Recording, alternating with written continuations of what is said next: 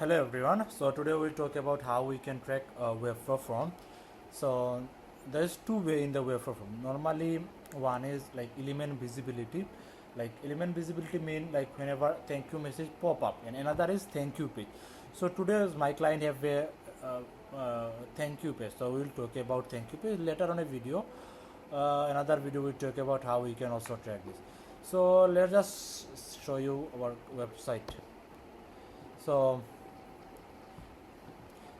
client have a lead from website, so he have a for some plan. So totally he have four plan here. So we based on this we will track on. So first let's track this under 1000 euro one. We already created conversion action. So but yeah, in this video we'll talk about how we can create a conversion action. But yeah, conversion action is a very easy to use. But yeah, here awaiting conversion. Okay, it's a new update. So if you are you set up it's a couple of days ago, you should say inactive, but nowadays it's a awaiting conversion. So but I think I like inactive, but because here you can see it's a lot of times ago, that's why it says, because you can say 30th July, that's why it's also say awaiting 7 days. But inactive, I think it's more professional wise, we can see easy if it working or not. But yeah, I will show you how you can compare is it working or not. So yeah, so we already create our conversion action. Before we go on conversion action, let me just show you. So if I open our conversion, so if I go to manage Google Tag Manager, this is a conversion ID. One conversion ID is same for all over the ads account. So it doesn't matter how many conversion you create, conversion ID is same. So that's why in the variable we already create a conversion ID. So yeah, so let's preview it, right? So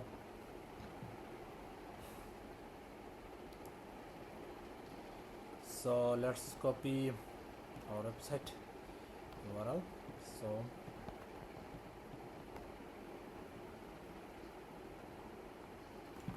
So yeah, test and under one test. So my client on, so I am not a robot. So here we come.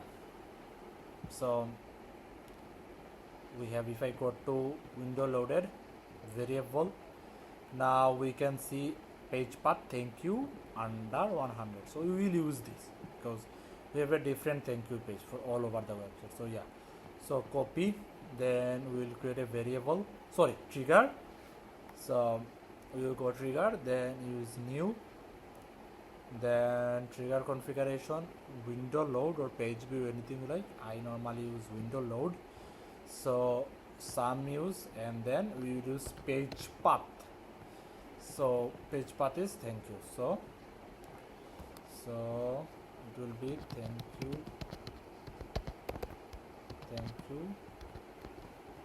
sorry under 1000. So we will save it. Let's first create all the triggers first. So we will go back again and select this time 1000 to 5000.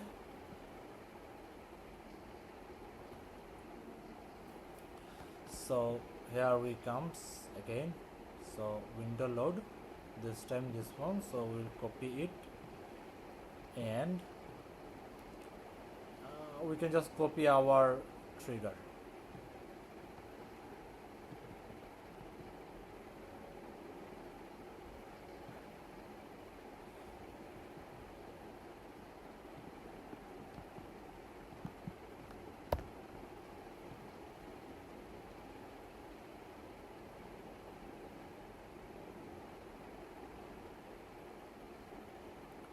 Then same thing for 5000.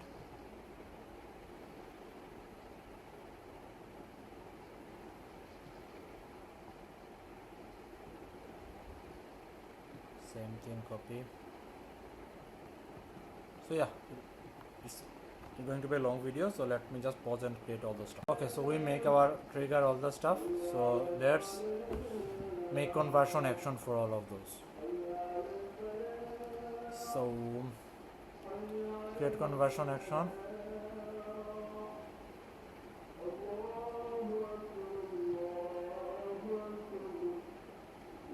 Sorry.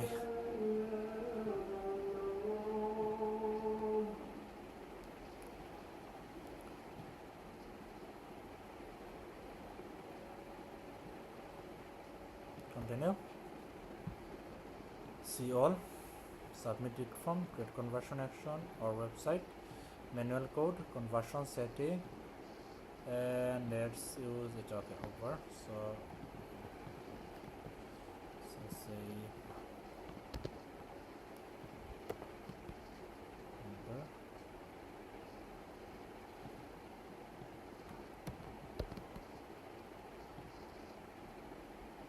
And let's use the same.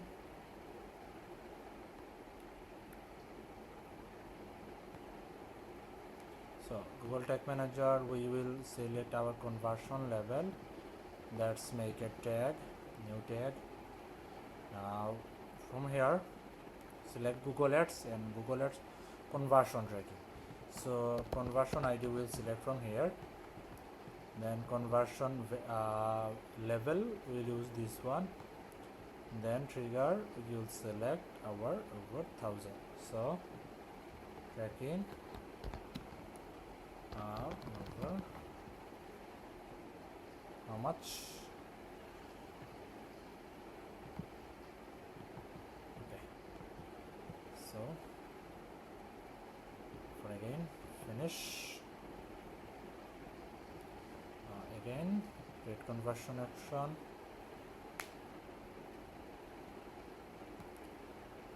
go see all, submit it from conversion action and this one. Manual code done. Let me just set up all those stuff. So yeah, and let's just because we want to set up also enhanced conversion tracking. So this is a different way to set up enhanced conversion tracking. So I use a custom HTML code from submit. Let me know if you need this one. Application is, if you can see, I track my email and I track my phone number. So yeah, let's create a variable for this. So let me see if I have a variable or not. Window loaded. I have some ls email, but they are for a different case. Okay, so create a new custom JavaScript. One second. So in JavaScript we can use function. Then so bracket and then return, then window dot local storage dot get item, then we use this question mark, then customer email. So customer email, save ls customer email, and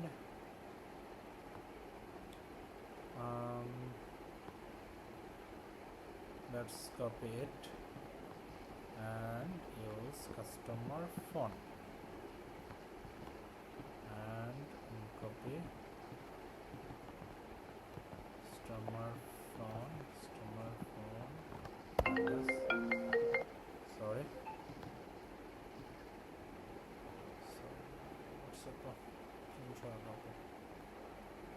Then yeah, then we make a new conversion tag, mainly not a conversion tag. Before we can send with our tag, but after some update they gives us a option enhance provided data, so you will use this one, and conversion ID, so you will use our conversion ID.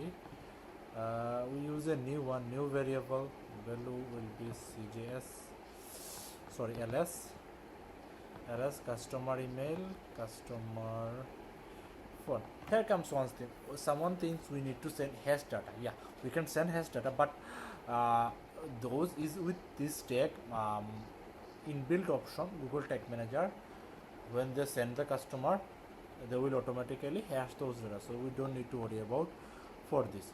So we can name it contact, so we can understand which form is this. So sorry. So son, save it.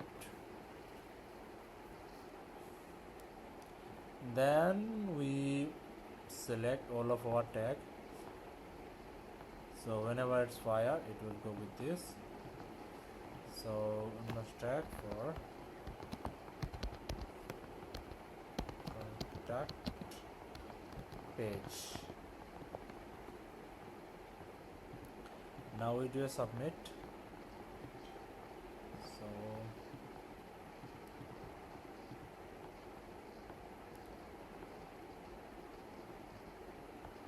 let's see one more thing.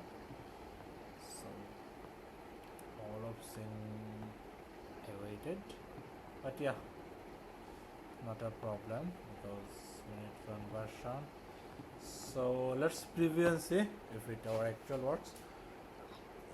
So contact, and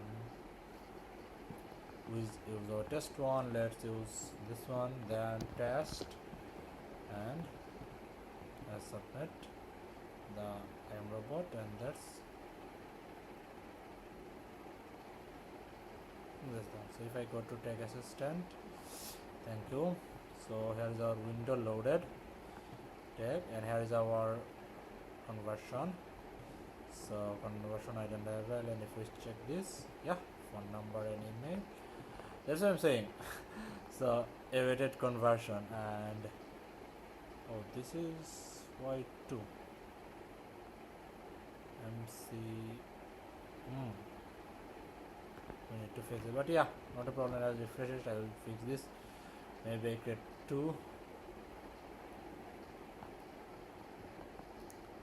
So on, save it, and awaiting. Yeah. Well, let's wait, and yeah, hopefully it will best. Let me know if you need any kind of tutorial video. I'll make of those, and if you need again the custom HTML for tracking those email and phone number, you can comment below. I have given. Thank you. Have a great day.